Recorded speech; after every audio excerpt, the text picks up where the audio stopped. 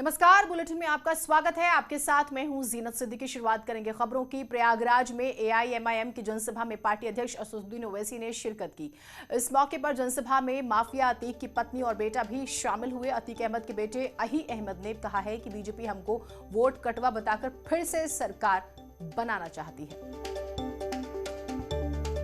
कहते हैं वोट कटुआ, सुनिएगा, हमको कहते हैं वोट कटुआ।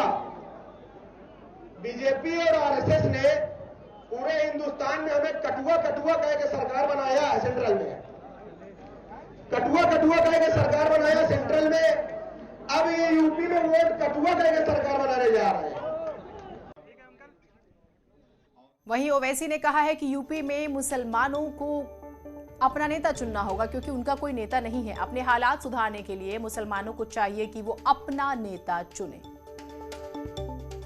जिस तरह यादवों ने मिलकर अखिलेश को अपना नेता माना, जिस तरह हमारे दलित भाइयों ने, खास तौर से हमारे जाटव भाई और बहनों ने मायावती को अपना नेता माना, जिस तरह उत्तर प्रदेश में ठाकुर योगी आदित्यनाथ को अपना नेता मानते हैं, जिस तरह कुर्मी बरादरी के लोग अनुप्रिया पाटिल को अपना नेता मानते हैं, जिस तरह आगरा के बाघेल समाज के लोग बाघेल साहब को अपना नेता मानते हैं, जिस तरह से निषाद के लोग अपनी पार्टी बनाकर अपनी पार्टी से वाबस्ता हो जाते हैं, जिस तरह के हमारे ब्राह्मण समाज के लोग, हमारे ये लोग नरेंद्र मोदी को या फिर अदर जो बैकवर्ड क्लास के लोग हैं, ये मोदी को अपना लीडर मानते हैं। मैं आपको ये बात बताने आया हूं, उत्तर प्रदेश में मुस्लिम अक़लियत की कोई आवाज नहीं, मुस्लिम अक़लियत के वोटों की कोई अहमियत नहीं है, मुस्लिम अक़लियत को उनका हिस्सा नहीं मिलता, मुस्लिम अक़लियत का कोई नेता नहीं है। मेरे अजीज दोस्तों और बुजुर्गों, इस हालात को आपको तब्दील करना है। याद रखो, कोई आसमान से उतर कर नहीं आएगा, कोई नीचे जमीन से निकल कर नहीं आएगा, बल्कि आपको इन हालात को तब्दील करना है।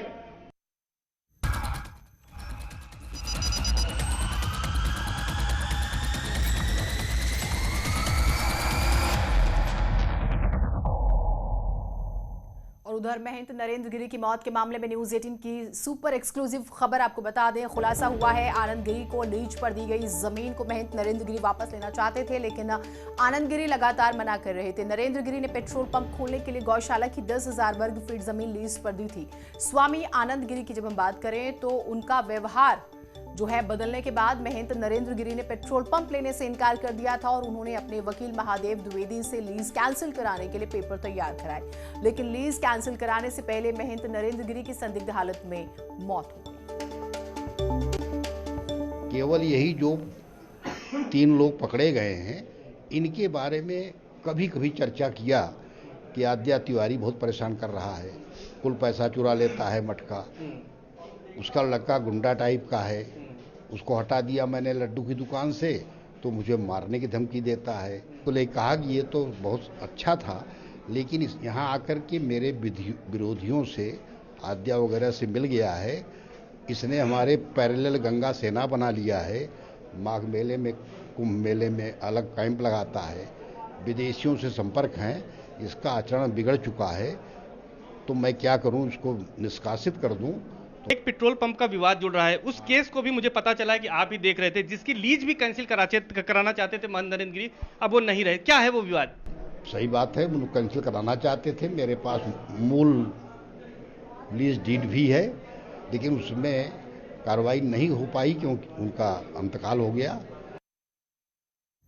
उधर निरंजनी अखाड़े के सचिव ने गोविंदपुरी नरेंद्र गिरी के कथित वसीयतनामे पर कहा है कि हम इस मामले पर बैठक करेंगे और फिर बात करेंगे। रजिस्टर्ड वसीयत के मुताबिक बलबीर गिरी के उत्तराधिकारी बनने के सवाल पर रविंद्रपुरी ने कहा कि मठ किसी एक व्यक्ति का नहीं होता, वकील के साथ विचार विमर्श के बाद ही हम इस पर फैसला लेंगे।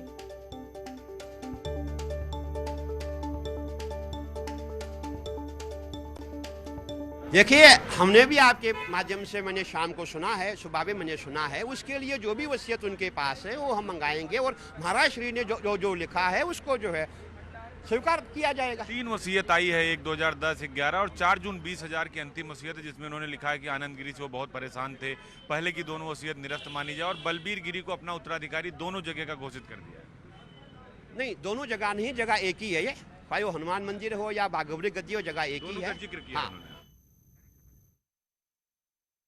प्रतापगढ़ से एक बड़ी खबर आ रही है। जन आरोग्य मेले के दौरान बवाल हुआ है। कांग्रेस और बीजेपी कार्यकर्ता भिड़े हैं। सांसद संगम लाल गुप्ता पर हमला हुआ है। सांसद समेत कई मामूली रूप से जख्मी हुए हैं। ब्लॉक में सरकारी मेले के दौरान कांग्रेस विधायक, कांग्रेस नेता प्रमोद, सांसद संगम लाल गुप्ता के एक साथ पहुंचने पर बवाल हो गया। भाजपा सांसद के समर्थकों की नारेबाजी से नाराज कांग्रेसियों ने उन्हें दौड़ा कर पीटा है। पुलिस मौके पर जो है पहुंची हुई है और ये पूरा मामला सांगीपुर ब्लॉक का बताया जा रहा है। एक्सक्लूसिव तस्वीरें आप देख रहे हैं। कांग्रेस और बीजेपी कार्यकर्ता आपस में भिड़े हैं, एक दूसरे को दौड़ा कर पीटते हुए नजर आए हैं। पुलिस वहां पर पहुंची है मामला शांत करा रही। रोहित हमारे साथ, हमारे सहयोगी जुड़े हैं। रोहित, अभी क्या स्थिति है? बवाल की बड़ी वजह क्या थी? जी, दर्शकों को बताना चाहेंगे कि बवाल की बड़ी वजह यह थी कि आज जो है जन आरोग्य मेले का जो है आयोजन था और उसमें जो है जो रामपुर की विधायिका हैं कांग्रेस की आराधना मिश्र मोना और उनके पिताजी हैं और कांग्रेस के वरिष्ठ नेता हैं प्रमोद तिवारी, उनको जो है 2 बजे से 3 बजे तक शिरकत करना था और वहीं जो भाजपा के सांसद हैं संगम लाल गुप्ता, उनको 3 बजे से 4 बजे तक शिरकत करना था। लेकिन सांसद जी जब पहले पहुंच जाते हैं और वो सीधे जो है सभागार में पहुंच जाते हैं, वहां पे कांग्रेस के नेता मौजूद रहते हैं, उनके समर्थक मौजूद रहते हैं। इसी दौरान जो है जो भाजपा के समर्थक रहते हैं वो नारेबाजी शुरू कर देते हैं और देखते ही देखते कांग्रेस और भाजपा के जो समर्थक होते हैं उनमें जो है नारेबाजी जो है होने लगती है और मामला जो है और तूल पकड़ता है, जिसके बाद सांसद संगम लाल गुप्ता और जो भाजपा के कांग्रेस के समर्थक थे उनमें जो है हाथापाई शुरू हो जाती है और संगम लाल गुप्ता जो भाजपा के सांसद है उनको जान बचा के भागना पड़ता है और 1 किलोमीटर दूर तक जो है सांसद जी जो है पैदल ही जो है निकले और जान बचा के भागे। इस दौरान जो है कांग्रेसियों ने उनके गाड़ी से जो है पथराव भी किया है और उनकी कई वाहन को जो है तोड़ के क्षतिग्रस्त कर दिया है। वहीं कहीं ना कहीं कांग्रेसियों की तरफ से भी आरोप है कि भाजपाइयों ने भी उनको जो है मारा है, पीटा है, उनके साथ भी अभद्रता किया है। हालांकि सूचना मिली तो सूचना पे जो है भारी पुलिस बल मौके पे पहुंची। आपने जिक्र किया कि सांसद बामुश्किल जान बचाकर भागे, सांसद को भी चोटें आई हैं क्या? क्योंकि कांग्रेस और बीजेपी दोनों कार्यकर्ता आपस में भिड़े, धक्का मुक्की हुई तस्वीरें भी हम भीड़ भाड़ की और देख भी रहे हैं, नारेबाजी जैसी स्थिति नजर आ रही तस्वीरों के जरिए। तो क्या सांसद को भी चोट लगी है? बिल्कुल, जिस दौरान बवाल हो रहा था और जब सांसद ने वहां से निकलने का प्रयास किया तो कहीं ना कहीं जो कांग्रेसी जो समर्थक थे उनका जो है वो पराक्रम हो गया, लगातार नारेबाजी करते रहे। उसी दौरान जब सांसद वहां से निकलना चाहे तो बाहर जो है कांग्रेसियों ने पथराव किया, जो कांग्रेस समर्थित लोग थे उन्होंने पथराव किया और उस पथराव के दौरान जो है सांसद को मामूली चोटें लगी हैं। वहां पर जो भाजपा और कांग्रेस के कार्यकर्ता थे उनको भी मामूली चोटें लगी हैं। प्रमोद तिवारी जी हमारे साथ खुद जुड़ गए, उनसे हम जो है जरा स्थिति को समझेंगे। प्रमोद जी, क्या हुआ था इस कार्यक्रम के दौरान?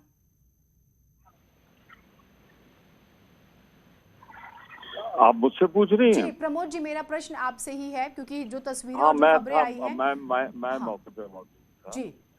आज एक सरकारी कार्यक्रम था ब्लॉक में जी, जिसपे हम लोग आमंत्रित थे। तो हम लोगों को जो प्रोग्राम मिला सांसद जी का जी, वो 12 बजे, ये 3 ब्लॉक मेरी बेटी है मोना उसके क्षेत्र में है, तीनों में इनका प्रोग्राम था 10, 11, 12 जी। तो हम लोगों ने ये कहा कि 10, 11, 12 तीनों ब्लॉक कर ले तो हम लोग बाद में जाए। बिल्कुल। तो हम सब मंच पर 2:45 बजे पहुंचे, 2:45, 12 बजे इनको चला जाना था। 1 बजे इनका कार्यक्रम कहीं और लगा था उस कार्यक्रम को। 2:45 हम लोग मंच पे बैठ गए। वहाँ तो सारा वीडियो है, सब लोग हैं, देख रहे हैं, अधिकारी सारे हैं जी। 2:45 बजे सांसद जी आए और सांसद जी नहीं चाहते थे शायद अंदर आना, लेकिन 2-4 लोगों ने उनको प्रेरित किया कि नहीं आप चलिए। और जैसे ही वो आए हम और मोना जी खड़े हो गए, उनको कुर्सी दी गई कि आइए बैठिए, आप बैठिए जी। तो कुर्सी बैठ भी गए वो, लेकिन नीचे कुछ उनके साथ जो कार्यकर्ता है थोड़ा सा लापरवाही कर गए, उन्होंने नारेबाजी शुरू कर दी। जब नारेबाजी शुरू की तो कार्यकर्ताओं में उसका रिएक्शन हुआ। कार्यकर्ताओं में जब रिएक्शन हुआ तो फिर उसका काउंटर रिएक्शन हुआ, दोनों में नारेबाजी होने लगी। हाल के अंदर सिर्फ इतना हुआ। हाल के बाहर जो है आते ही उनके साथ एक आदमी ने, कोई अभिषेक है, उन्होंने माइक छीन के माइक तोड़ डाला अब मैं नहीं जानता, एक सरकारी कार्यक्रम में सरकारी माइक तोड़ना, वहाँ बीडीओ मौजूद थे, प्रमुख मौजूद थे और जिले स्तर के एक अधिकारी थे, समाज कल्याण अधिकारी, वो पर्यवेक्षक थे। वो लोग बेचारे सब कार्यक्रम में थे। ये लोग बाद में आए और बाद में आके इन लोगों ने वहां पर अंदर तो सिर्फ धक्कम दुक्की, और मैं एक चीज कहूंगा कि नारेबाजी और काउंटर नारेबाजी हुई। बाहर मैंने सुना है, बाद में निकल के देखा है कि एक एक गाड़ी दोनों तरफ तोड़ी गई और धक्कम दुक्की दोनों लोगों से बीच हुई। मैं तो जिस कुर्सी बैठा था मंच पे, मैं तो उससे हिला भी नहीं, इसलिए नहीं हिला कि जब भरपूर प्रयत्न करने के बाद लोग उत्तेजित हो गए तो फिर। मैं अभी भी नारेबाजी की आवाजें सुन रही हूँ, अगर आप मेरी आवाज सुन पा रहे, क्योंकि आप काफी वरिष्ठ नेता हैं। मैं एक चीज और समझना चाहूंगी सर, क्या आपको तो चोट नहीं आई? क्योंकि वहां पर ये भी है कि बीजेपी नेता को चोट आई। और एक और चीज जो है, मैं चाहूंगी आप हमें बताएं। दोनों तरफ मुझे बताया गया है, कार्यकर्ताओं को चोट आई। लोगों सीओ वहां पहुंच गए, एसडीएम भी पहुंच गए, सब थे वहां पे, लोगों ने देखा है। मुझे सिर्फ एक चीज बेसिक आपसे कहनी है कि अगर कार्यक्रम चल रहा था और वहाँ कांग्रेस के हम लोग थे, तो सांसद जी अगर मान लीजिए किसी वजह से अपने समय पे नहीं पहुंच पाए थे, उसके 2 घंटे बाद पहुंचे, तो वो कहलवा देते, हम लोग मंच छोड़ के चले जाते। उन्हें चलते हुए हम लोगों के कार्यक्रम में थोड़ा अपनी पद की गरिमा रखनी चाहिए थी और नहीं आना चाहिए था। अच्छा, वो आए, फिर भी हम लोगों ने अपना संबंध निर्वाहित करते हुए मैंने अपनी कुर्सी छोड़ दी, उनको दे दी। लेकिन जो उनके साथ कार्यकर्ता आए थे, वो दिखाने में रह गए जो है कुछ आपसी जो होता है ना स्थानीय कार्यकर्ताओं। तो मैं इसे समझना चाहूंगी कि क्या ये सिचुएशनल रिएक्शन नहीं था, ये प्लान था? कई बार मौके की नजाकत आपको उत्तेजित कर देती है। जो कार्यकर्ता होते हैं वो हमेशा जोश में होते हैं, और नेताओं के साथ तो या सांसदों के साथ जो कार्यकर्ता होते हैं उनको तो लगता है कि वही सांसद हैं। तो क्या वो सिचुएशनल था?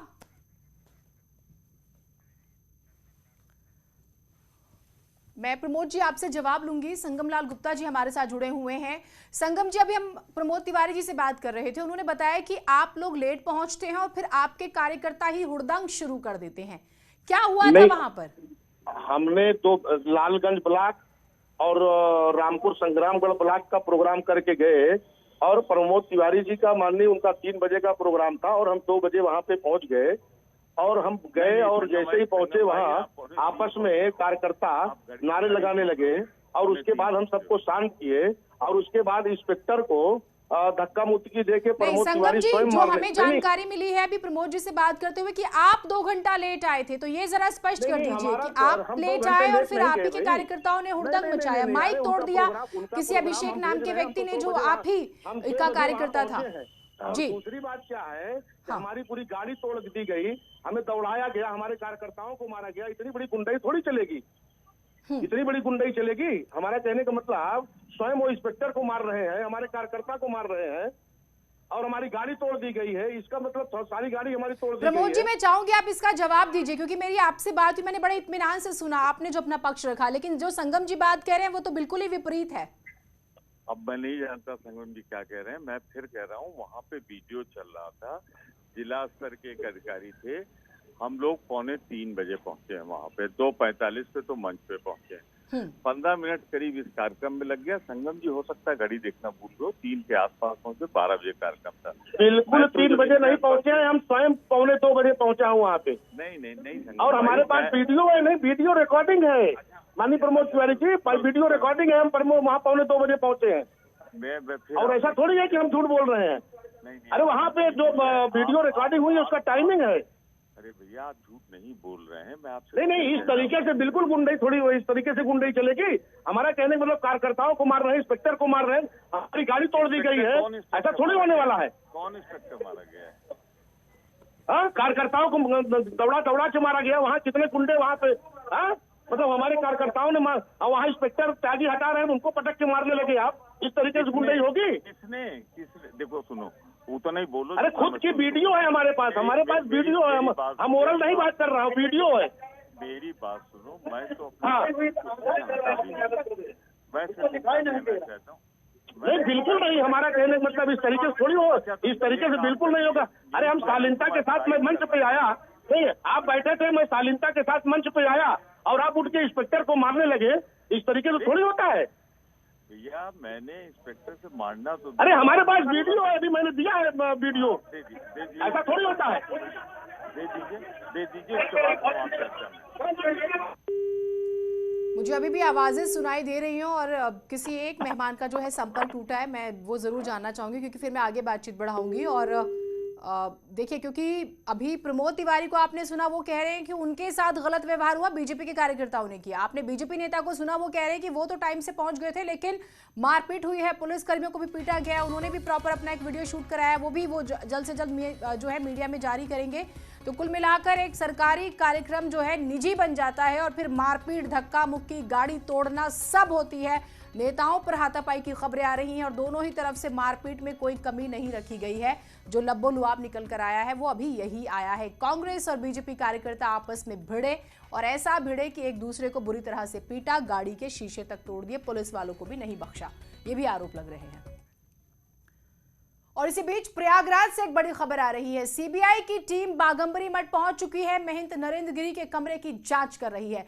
पुलिस लाइन प्रयागराज में एसआईटी से रिपोर्ट लेने के बाद सीबीआई की टीम बाघंबरी मठ पहुंची। सीबीआई के कई बड़े अधिकारी भी साथ में, फॉरेंसिक टीम भी साथ में मौजूद है। न्यूज़ 18 की स्क्रीन पर आप एक्सक्लूसिव तस्वीरें देख रहे हैं।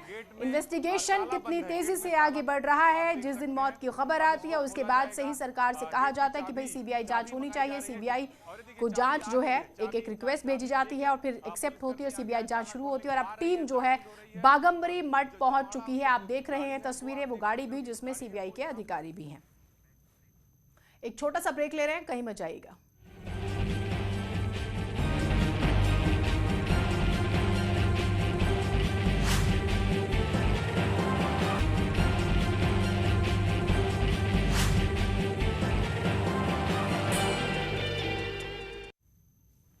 पीएचडी की एक छात्रा और रुर्जर यूनिवर्सिटी स्कॉलर जो बोस्टन में पली बड़ी, कैसे बदल गए आखिर इनके रास्ते, कैसे वो उत्तर प्रदेश के गांव में से सैनिटेशन वॉरियर बनकर उभरी हैं।